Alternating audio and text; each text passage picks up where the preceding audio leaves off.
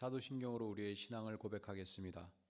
전능하사 천지를 만드신 하나님 아버지를 내가 믿사오며 그 외아들 우리 주 예수 그리스도를 믿사오니 이는 성령으로 잉태하사 동정녀 마리아에게 나시고 본디오 빌라도에게 고난을 받으사 십자가에 못 박혀 죽으시고 장사한 지 사흘 만에 죽은 자 가운데서 다시 살아나시며 하늘에 오르사 전능하신 하나님 우편에 앉아 계시다가 저리로서 산자와 죽은 자를 심판하러 오시리라. 성령을 믿사오며 거룩한 공예와 성도가 소통하는 것과 죄를 사하여 주시는 것과 몸이 다시 사는 것과 영원히 사는 것을 믿사옵나이다. 아멘. 함께 부를 찬송은 176장입니다.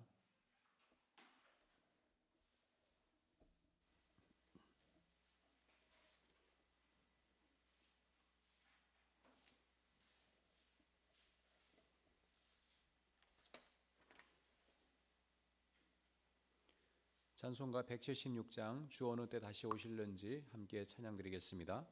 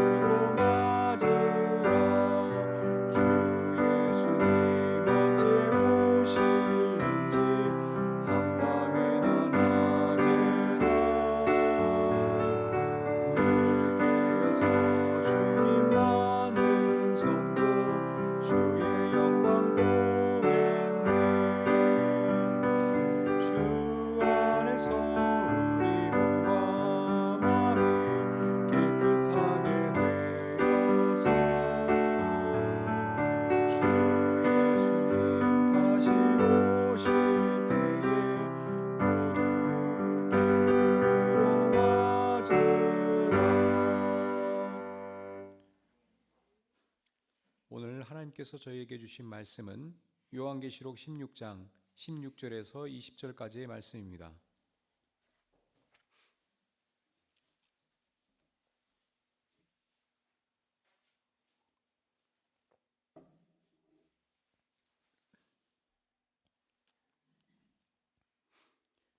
요한계시록 16장 16절에서 20절까지 말씀 함께 읽겠습니다. 그 새 영은 히브리 말로 아마겟돈이라고 하는 곳으로 왕들을 모았습니다. 일곱째 천사가 그 대접을 공중에 쏟으니 성전의 보좌로부터 다 되었다 하는 큰 음성이 울려 나왔습니다. 또 번개가 치고 음성들이 나고 천둥이 울리고 큰 지진이 일어나는데 이런 큰 지진은 사람이 땅 위에 생겨난 일로 일찍이 없었던 것입니다. 그리고 그 큰 도시가 세 조각이 나고 민족들의 도시들도 무너졌습니다. 하나님께서 그 큰 도시 바빌론을 기억하셔서 하나님의 진노를 나타내는 독한 포도주의 잔을 그 도시에 내리시니 모든 섬들이 사라지고 산들이 자취를 감추었습니다. 아멘.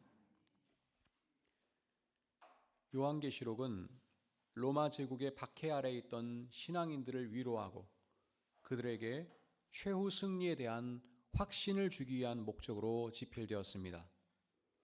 당시 로마 황제였던 도미티아누스는 자기 자신만이 아니라 이미 죽은 선 황제들에 대한 숭배를 강요하였고 이를 거부한 그리스도인들에 대한 조직적인 박해가 이루어졌기 때문입니다. 초대교회 내부에서도 로마 제국에 협력하여 경제적 혜택과 안락함을 추구하며 세속화되어가는 이들로 인해 공동체의 신앙을 더욱 강화해야 하는 필요성이 제기되었습니다. 따라서 요한계시록은 현재의 고난은 일시적인 것이며 하나님께서 성도들의 눈물을 닦아주시고 원수들을 반드시 심판할 것을 알림으로써 성도들의 인내를 독려합니다. 즉 로마 제국으로 대변되는 악한 세력은 하나님의 심판을 받아서 반드시 멸망하고 어린 양인 예수 그리스도가 최후 승리하여 하나님의 나라가 완성될 것을 선포합니다. 동시에 이미 로마 제국의 황제 숭배에 타협하는 성도들에게는 신앙의 순결을 회복하여 깨어있으라는 경고의 나팔을 울림으로써 회개와 각성을 촉구합니다.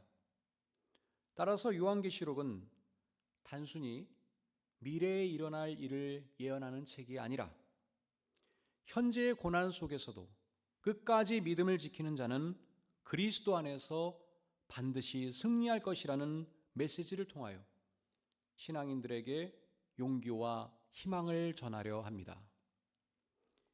이러한 시대적 배경을 고려하지 않는다면 요한계시록은 이해하기 어려울 뿐만 아니라 그릇된 방향으로 왜곡될 위험이 있습니다. 실제로 여러 이단 종파들이 이 요한계시록을 악용하여 사람들을 유혹하고 사회를 어지럽히고 있습니다. 앞서 말씀드린 것처럼 요한계시록은 로마 제국의 박해가 극에 달했을 때 집필된 것이므로 저자는 표현의 제약을 받을 수밖에 없었습니다. 그러므로 이 책은 박해자들은 이해할 수 없으나 수신자들인 신앙인들은 파악할 수 있는 여러 상징적인 표현들로 구성되어 있습니다. 가령 요한계시록에 등장하는 바빌론은 로마 제국을 뜻하며 짐승은 스스로를 신격화했던 악한 로마 황제들을 의미합니다. 오늘 우리가 함께 살펴볼 요한계시록 16장은 하나님의 진노가 담긴 7 대접 재앙이 지상에 쏟아지는 심판의 절정을 묘사하고 있습니다. 1절은 이렇게 시작합니다. 나는 또 성전에서 큰 음성이 울려오는 것을 들었는데 그 음성이 7 천사들에게 이르기를 가서 하나님의 진노가 담긴 7 대접을 땅에 쏟아라 하였습니다. 천사들이 하나님의 명령을 받아 7 대접을 땅에 쏟으며 재앙은 급격하게 전격적으로 진행됩니다. 2절에서 첫 번째 천사가 나아가서 첫 번째 대접을 땅에 쏟으니 짐승의 표를 받은 자들과 그 짐승 우상에게 절하는 자들에게 아주 나쁜 종기가 생겼습니다. 이는 신격화된 로마 황제를 상징하는 짐승과 그 짐승 우상에게 절하고 이마나 손에 표를 받는 사람은 누구든지 하나님의 진노의 포도주를 마실 것이라는 요한계시록 14장 9절과 10절의 말씀이 이루어진 것입니다. 또한 하나님의 진노의 결과로 발생한 종기의 재앙은 출애굽 당시 히브리 노예들의 해방을 거부하던 이집트에 내려졌던 6번째 재앙에 해당합니다. 3절에서 두 번째 천사가 두 번째 대접을 바다에 쏟으니 바닷물이 죽은 사람의 피처럼 되고 바다에 있는 모든 생물이 죽었습니다. 또한 세 번째 천사가 세 번째 대접을 강과 샘물에 쏟으니 물이 피가 되었습니다. 이는 출애굽기 7장 14절 이하에 나오는 이집트에 내려진 첫 번째 재앙과 같은 것입니다. 모든 물이 피로 변하자 요한계시록 16장 5절과 6절에서 물을 주관하는 천사가 이렇게 말하였습니다. 지금도 계시고 전에도 계시던 거룩하신 주님, 이렇게 심판하셨으니 주님은 의로우신 분이십니다. 그들은 성도들과 예언자들의 피를 흘리게 하였으므로 주님께서 그들에게 피를 주어 마시게 하셨습니다. 그들은 그렇게 되어야 마땅합니다. 이러한 심판은 본래 하나님께서 폭력 행사를 즐기는 분이시기 때문에 발생한 것이 아닙니다. 심판을 초래한 것은 다름 아니라 로마의 평화를 이루었다고 자처한 황제들과 그들의 하수인들입니다. 그들은 폭력으로 세상을 지배하며 스스로를 신격화하여 자신들을 주님으로 섬기도록 강요했던 오만방자한 자들이었습니다. 그들로 인해 수많은 사람들, 특히 예수님을 주님으로 섬기는 그리스도인들이 박해를 받았고 학살당하기까지 하였습니다. 그러므로 평화로 위장한 로마 제국은 하나님의 심판을 피할 길이 없다는 것입니다. 그러므로 5절과 6절은 하나님께서 심판하심으로써 그분의 정의로우심을 나타내시며 성도들과 예언자들의 피를 흘리게 한 자들은 반드시 그 죗값을 치르게 될 것이라는 것입니다. 이 천사의 말에 화답하며 제단에서는 이런 소리가 울려 퍼졌습니다. 7절입니다. 그렇습니다. 주 하나님, 전능하신 분, 주님의 심판은 참되고 의롭습니다. 이 제단에서 울려 퍼진 음성은 제단 아래에 엎드려 하나님의 정의로운 심판을 간구하던 순교자들의 기도가 응답된 것입니다. 요한계시록 6장 9절과 10절입니다. 나는 제단 아래에서 하나님의 말씀 때문에 또 그들이 말한 증언 때문에 죽임을 당한 사람들을 보았습니다. 그들은 큰 소리로 부르짖었습니다. 거룩하시고 참되신 지배자님, 우리가 얼마나 더 오래 기다려야 지배자님께서 땅 위에 사는 자들을 심판하시어 우리가 흘린 피의 원한을 풀어주시겠습니까? 16장 8절에서 네 번째 천사가 대접을 해에다가 쏟았습니다. 해는 불로 사람을 태우라는 허락을 받았습니다. 이는 세상을 멸하기 위한 것이 아니라 악인들을 멸하기 위한 것이었습니다. 그래서 그들은 몹시 뜨거운 열에 불탔습니다. 그런데 9절에 따르면 악인들은 그 가운데서도 자신들을 심판하는 하나님의 이름을 모독하였고 회개하지 않았고 하나님께 영광을 돌리지 않았습니다. 이는 출애굽 당시 이집트 왕 바로와 권력자들이 10가지 재앙을 다 겪을 때까지 히브리인들을 놓아주지 않았고 또 놓아주자마자 그들의 뒤를 쫓아갔던 그 완악함을 연상하게 합니다. 그로 인해서 하나님의 심판은 계속될 수밖에 없는 것입니다. 로마 황제 스스로가 회개할 가능성은 매우 희박한 것이기 때문입니다. 따라서 다섯 번째 천사가 대접을 짐승의 왕좌에 쏟았습니다. 이것은 로마 황제가 하나님의 심판의 직접적인 대상이 된 것을 의미합니다. 이로써 로마 황제의 지배력은 사라지고 제국은 패망의 길로 접어들 것입니다. 10절은 이것을 짐승의 나라가 어두워지고 사람들은 괴로움을 못 이겨서 자기들의 혀를 깨물었다고 표현합니다. 이내는 출애굽 당시에 사흘 동안 이집트에 어두움의 재앙이 내려서 바로가 회개할 뻔하다가 말았다는 9번째 재앙과 유사한 것입니다. 그러나 마찬가지로 16장 11절에 따르면 그들은 여전히 하나님을 모독하고 자신들의 죄악을 회개하지 않았습니다. 여섯 번째 천사가 대접을 유프라테스 강에 쏟으니 강물이 말라버려서 해 돋는 곳에서 오는 왕들의 길이 마련되었습니다. 짐승의 나라를 침공하기 위하여 북방으로부터 침략군이 올 수 있는 길이 마련되었다는 것입니다. 13절 이하에 따르면 용의 입과 짐승의 입과 거짓 예언자의 입에서 개구리와 같이 생긴 더러운 영 셋이 나와서 온 세계의 왕들을 찾아 모으며 하나님과의 전쟁을 준비합니다. 어쩌면 이것은 성도들에게는 큰 위기를 뜻하는 것입니다. 그러나 바로 이때 어떠한 음성이 울려 퍼집니다. 15절 말씀입니다. 보아라, 내가 도둑처럼 올 것이다. 깨어 있어서 자기 옷을 갖추어 입고 벌거벗은 몸으로 돌아다니지 않으며 자기의 부끄러운 데를 남에게 보이지 않는 사람은 복이 있다. 악한 세력을 무너뜨릴 주님의 날, 곧 큰 날이 반드시 찾아올 것이니 성도들은 확신을 가지고 깨어 있으라는 것입니다.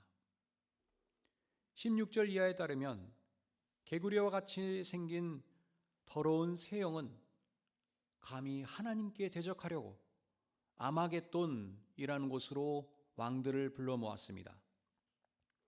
아마겟돈은 히브리어 하르 무깃도의 헬라어 음역에 해당합니다. 하르는 히브리어로 산 혹은 언덕을 뜻하며 무깃도는 고대 이스라엘 북부 이스라엘 골짜기에 위치한 전략적 요충지에 해당합니다. 따라서 아마겟돈의 문자적 의미는 무깃도의 산 혹은 무깃도의 언덕을 의미합니다.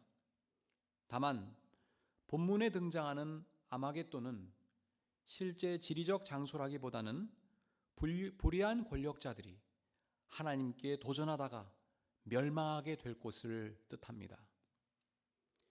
일곱째 천사가 마지막 7번째 대접을 공중에 쏟았습니다. 성전에서 다 되었다 하는 큰 음성이 울려 퍼졌습니다.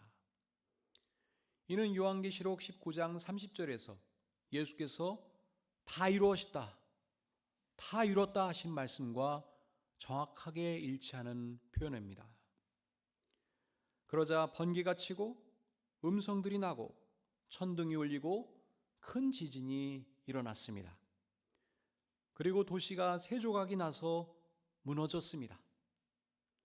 하나님께서 그 큰 도시 바벨론을 기억하셔서 하나님의 진노를 나타내시는 독한 포도주의 잔을 그 도시에 내리시니 모든 섬들이 사라지고 산들이 자취를 감추었습니다.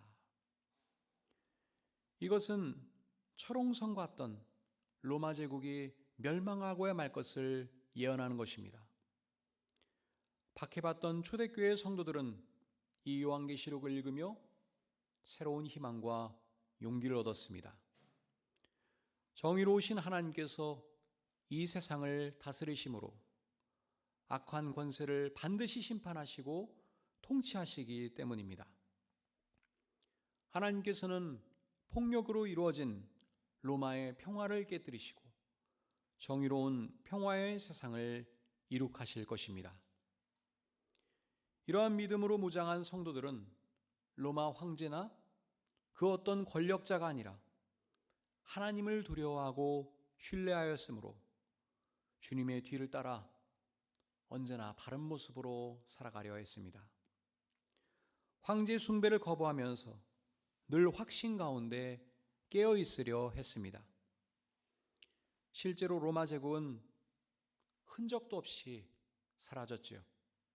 반면에 박해받던 기독교는 온 세계로 퍼져나갔습니다. 지금 우리도 그 박해받던 신앙인들이 걸어갔던 믿음의 행진에 동참하고 있습니다. 오늘 이 말씀을 경청하는 우리에게도 그러한 확신과 깨달음이 허락되길 바랍니다.